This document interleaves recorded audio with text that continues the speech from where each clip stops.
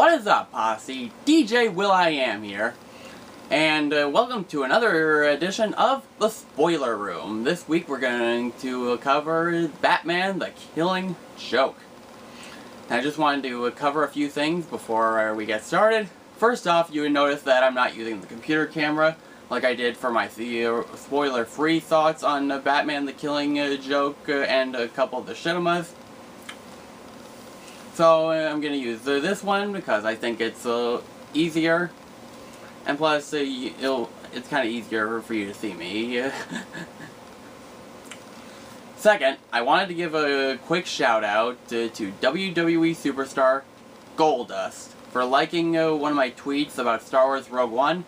Goldust, if you watch this, and I really hope you do, I really thank you for doing that. That notification saying that you liked my tweet literally made my day.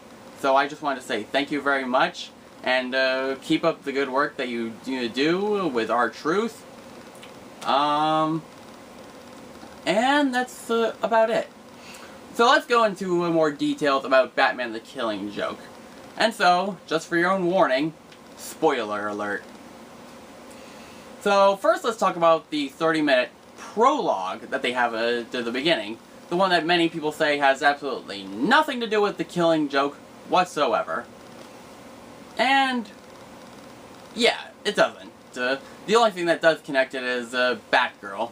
So basically you open up with Batgirl saying, "Hey, you don't know why I'm here, or you're probably wondering why I'm narrating this." And then we get this, excuse me, you get this whole conflict that's been going on between these gangsters, Batman and Batgirl, and how Batman wants to keep Batgirl off to the sidelines, so just so she doesn't get hurt. Kind of like what a teacher would do with a student, almost like what they do in Star Wars or any other movie that features a mentor and a student.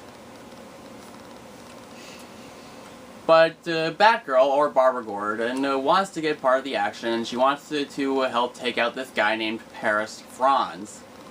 Yes, I'm not kidding, that's literally the guy's name, Paris Franz.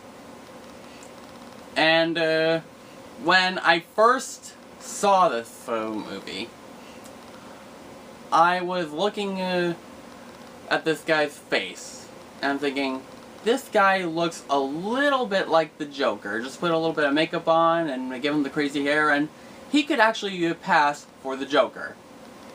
But guess what? He wasn't the Joker. He was just a gangster who had the hots for Batgirl. No reason to put him in the movie then. Oh, and there is one scene where Batgirl is frustrated at Batman because he won't let her help him. And then they have a little bit of a fight, and then for some reason they start having sex. Really? You put that... I was just like, what the fuck? I mean, this is... I mean, I was expecting them to have like an uncle-niece relationship, but they're having sex? I mean, he's got to be like near 40, and she's got to be like in her late 20s.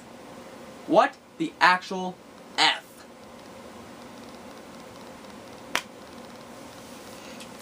And so, there comes the conflict where Batgirl beats the living crap out of Paris Franz after Batman gets injured in a fight, and then she decides, I'm done being a superhero, and she gives Batman back all the stuff she's borrowed for being Batgirl. And then she's just like, okay, here's the Killing Joke now, and I'm just like, wait, that's it? That has absolutely nothing to do with what comes next.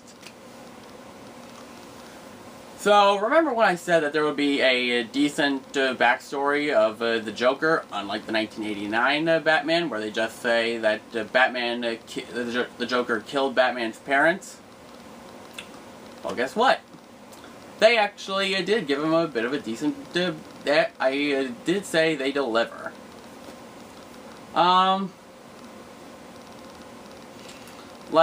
They had the Joker as this lab assistant who quit and went on to become a comedian. However, the sad part is nobody laughed at his jokes whatsoever. And he was struggling to get money to pay rent for his family. And therefore, he meets up with these gangsters who agree to help him if he helps them with a break-in with the same lab that he worked at. So they had him put on like the Red Hood and everything because they were part of the Red Hood gang. And while they were trying to get away from the cops and they all got separated, the Joker, or whatever the guy's name was, actually they don't give the guy's name, they just say that he was a guy struggling to put food on the table. Before I get into more detail into that, I forgot to mention that while he is negotiating with the gangsters, he is notified by the police that his wife and unborn child died. So therefore that struck a little bit of darkness into his heart, I would say. Because he now says, oh, what's the point? Nobody laughs at my jokes and now my family is dead. That's actually, I think, how he does it. So, anyway, back to where I was getting to. After the Joker gets separated from the two gangsters, he comes across Batman, who confuses him for the actual Red Hood, the original Red Hood. And therefore, the Joker went over a railing, fell into chemicals, fell right through a tube out of the factory, and then when he takes off his, the Red Hood, he sees that he has turned into the Joker, and he starts giving his iconic maniac laugh.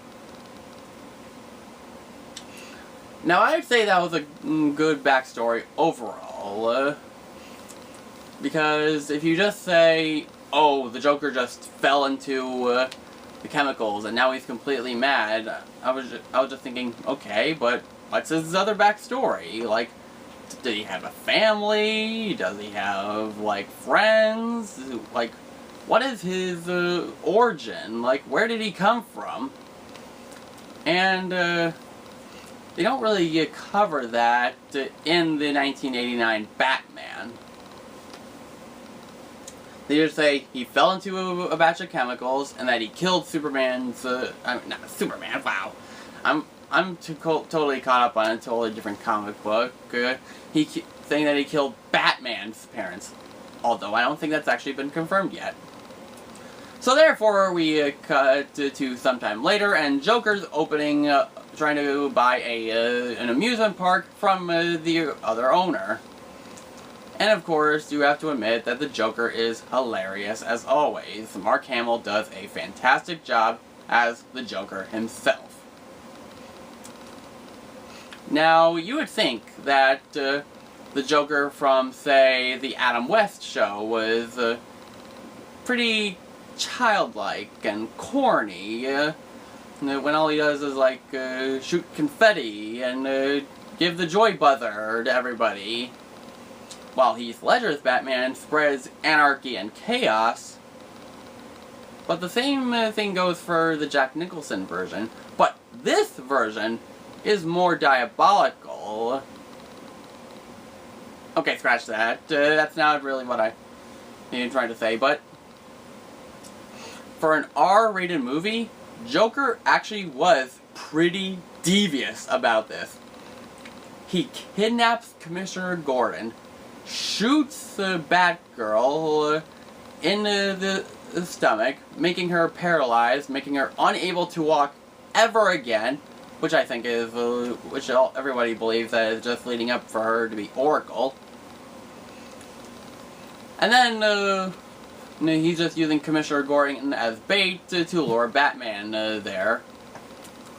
And he just pretty much drives Commissioner Gordon insane by just showing him all these images and disturbing video, and again, it's an R-rated movie, and they have some pretty disturbing and gruesome stuff for a Batman movie. Okay, yes, they did have some blood in the Ultimate Edition of Batman vs. Superman, but this is actually going up a step, in my opinion. So Batman comes, and Joker has all the carnival people to help him out. They're like his little henchmen. And they all end up fighting, and Batman kicks everybody's ass, and then he ends up coming across the Joker, and they fight for the 200th time. I don't know, it's been so many times since we've seen the Batman and the Joker fight. And so Joker plays tricks on Batman, but Batman's able to outsmart him, yada yada yada. And so far they're outside this funhouse, and Joker's about to give the final blow when he has this gun, but just has the little flag out that comes out and says click. And I'm gonna admit, that was probably the funniest part in the whole movie, in my opinion. I was just laughing quite a bit. Like, I see that happening, and I was like, and so therefore Joker gives up, and he says, okay, go ahead, beat my ass, and wait, and take me into custody. And then Batman says, no, I'm not gonna kill you. I don't want it to end like this. I don't want one of us to killing the other. Because that's what he said to the Joker in Arkham Asylum, who turned out to just be an imposter, who let the actual Joker out. And so therefore Batman offers the Joker to work with him. And that's something you don't normally see, is Batman asking one of his arch enemies to help him out in his missions. But of course, Joker turns it down. And then he decided to tell one more joke. And sure enough, that joke ended up making Batman laugh. I shit you not, Batman laughed at a joke from the Joker. It was unbelievable. I'm looking at this and I'm thinking, what parallel dimension did I wake up in? Do my ears deceive me? Is Batman actually laughing?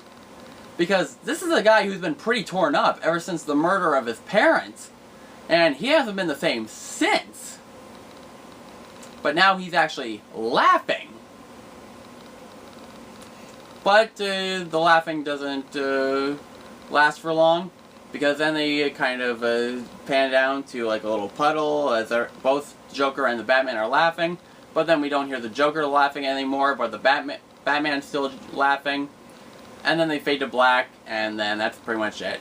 So basically what the killing joke was, Joker told the joke, Batman was laughing, Joker was laughing, they're both laughing. And then Batman ends up breaking Joker's neck and killing him.